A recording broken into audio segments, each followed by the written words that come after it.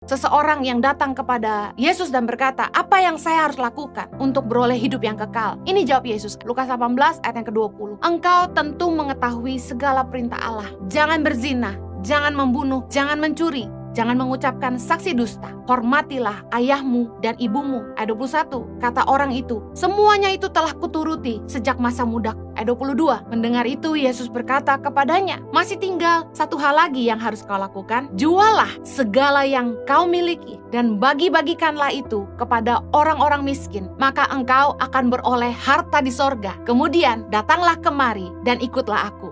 Ayat 23, ketika orang itu mendengar perkataan itu, ia menjadi amat sedih sebab ia sangat kaya. Dalam kitab Matius dikatakan dia pergi dengan sedih. Orang ini tanya sama Yesus, apa yang aku harus lakukan untuk memperoleh hidup yang kekal? Yesus bilang ada 10 perintah Allah. Dia bilang, oh aku sudah lakukan itu sejak masa muda. Nah, ini kelompok Kristen yang merasa diri benar. Tapi Yesus yang paling tahu apa korban yang harus kita bayar. Biasanya korban itu merupakan hal yang paling berharga dalam hidup kita. Kenyamanan hidup. Dan Yesus bilang sama dia, masih ada satu lagi. Jualah segala yang kau miliki dan bagi-bagikan itu kepada orang-orang miskin. Maka engkau akan beroleh harta di sorga. Kan ada orang bilang gini, gak ada yang kita bisa bawa mati. Salah. Yesus bilang taburan kita yang akan mengikuti kita sampai di sorga. Apa yang kita tabur untuk orang-orang miskin akan menjadi harta bagi kita di sorga. Kemudian dikatakan gini, ketika orang itu mendengar perkataan Yesus itu, dia jadi amat sedih. Kenapa? Karena dia sangat kaya. Nah, apa yang hari ini menjadi sangat berharga dalam hidup? Maukah engkau pakai itu untuk melayani Tuhan? Karena ikut Tuhan harus mau bayar harga, harus mau sangkal diri, harus mau pikul salib, dan itu tidak mudah. Loh, ikut Tuhan katanya diberkati. Loh, siapa yang bilang? Berkat itu hanya bonus yang mengikuti kita. Penyediaan Tuhan karena dia setia. Tapi Yesus gak pernah ngiming-ngimingi kenyamanan hidup di dunia untuk kita. Yesus bilang siapa yang mau ikut aku harus sangkal diri, pikul salib, dan ikut aku. Kita harus mau taat, bukan hanya mau berkat. Yohanes 15 ayat 7 bilang ini, jikalau kamu tinggal di dalam aku dan firmanku tinggal di dalam kamu, mintalah apa saja yang kamu kehendaki dan kamu akan menerimanya. Biasanya orang cuma baca yang poin B. Mintalah apa saja yang kamu kehendaki dan kamu akan menerimanya. Lalu ketika kita berdoa minta sama Tuhan, Tuhan gak jawab-jawab, kita gak terima-terima, marah kita. Kita lupa poin A.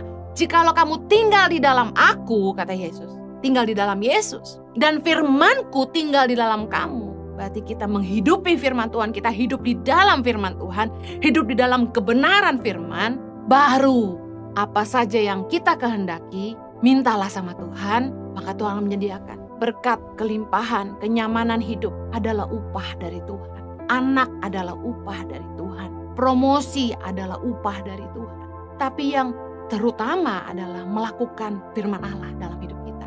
Apa yang jadi kehendak Tuhan bagi kita. Mana mungkin penyertaannya mengikuti kita kalau kita tidak hidup dalam ketaatan. Hidup dulu dalam firman baru minta sama Tuhan. Kalau tidak mau taat ya jangan minta berkat. Matius 6 ayat 33 bilang, tetapi carilah dahulu kerajaan Allah dan kebenarannya, maka semuanya itu akan ditambahkan kepadamu. Semuanya, bicara semualah yang kita butuhkan dalam hidup ini, akan ditambahkan dalam hidup kita. Kita akan menikmati hidup yang diberkati, kelimpahan dan lain sebagainya. Tapi carilah dahulu kerajaan Allah, bicara soal kehendak Allah bagi kita. Dan kebenarannya bicara firman Tuhan yang kita harus hidupi dalam hidup kita setiap hari. Contoh, kalau anak itu taat sama kita suruh apa dia nurut, nyenengin hati kita.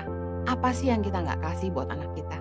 Tapi kalau apa-apa nuntut dan gak mau lakukan kewajibannya, disuruh belajar gak mau, disuruh belajar sungguh-sungguh, pacaran terus, main handphone terus, main game terus, lalu mereka nuntut ini itu sama kita, apakah kita akan turuti?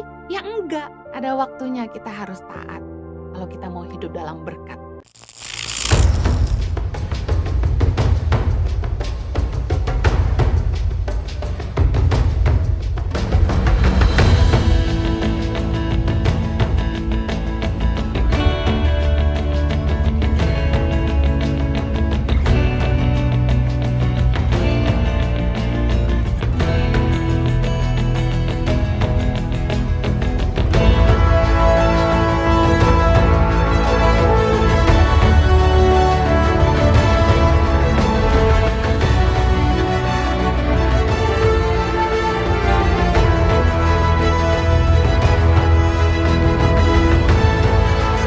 Cerita anak pedalaman dalam meraih mimpi dan mengejar cita-cita bersama Tangan Pengharapan.